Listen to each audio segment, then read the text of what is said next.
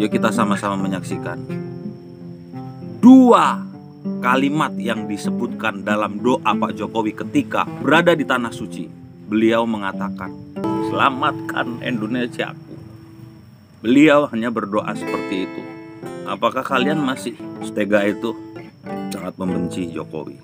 Ya, saya alhamdulillah mampu dan bisa menderek beliau dan di luar dugaan mendapatkan hadiah dari sang raja, begitu bisa masuk Ka'bah dan masuk ke makam Rasul. Ini duta besar Indonesia yang di sana mengatakan belum tentu 100 presiden itu diberi hadiah semacam ini.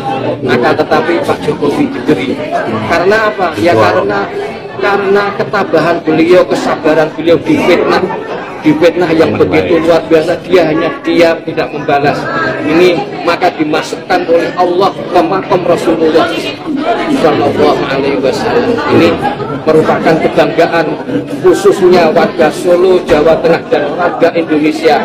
Satu-satunya presiden yang dimasukkan ke makam Rasul hanya Insinyur. Menurut pengamatan saya, Pak Jokowi hanya berdoa selamatkan Indonesia, selamatkan Indonesia, selamatkan Indonesia. Cuma itu saja. Jadi untuk kepentingan pribadi sama sekali tidak ada.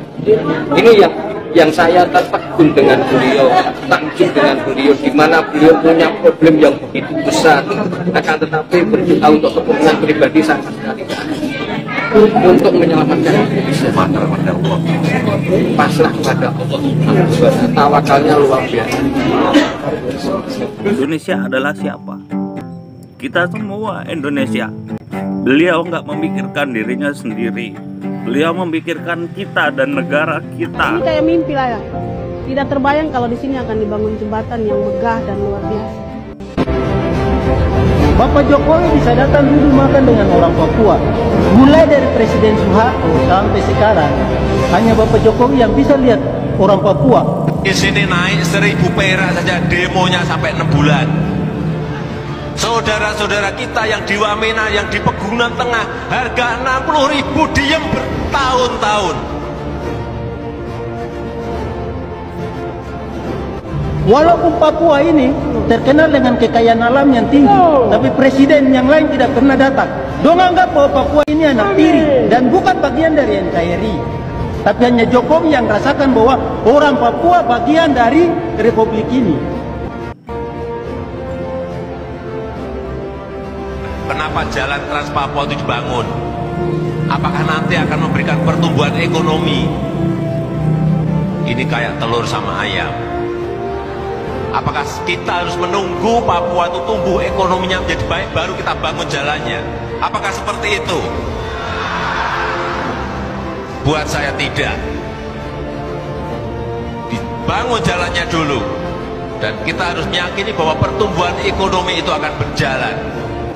Melihat bagaimana Pak Jokowi mengambil sikap untuk menangani seluruh kebohongan-kebohongan dan fitnah yang beredar, bagi saya beliau menunjukkan bahwa beliau adalah pemimpin yang memiliki hati yang luar biasa,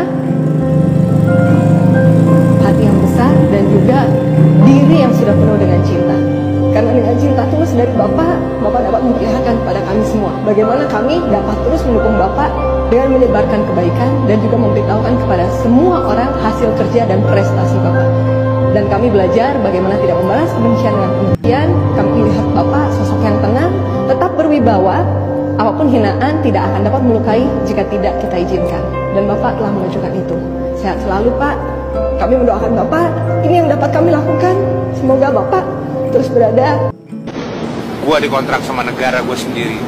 Negara gue mempercayakan sumur-sumur minyaknya yang dulu dikuasain sama asing, sekarang mau kita kerjain sendiri. Bangga bro. Ya kalau yang bilang nih asing tai, goblok. Orang kita lagi ngerebutin banyak aset orang asing. Gua saksinya bahwa berapa ratus, 500 lebih, 600 lebih sumur di Southeast Sumatera itu dikuasai oleh asing. And then by the end of this year, bulan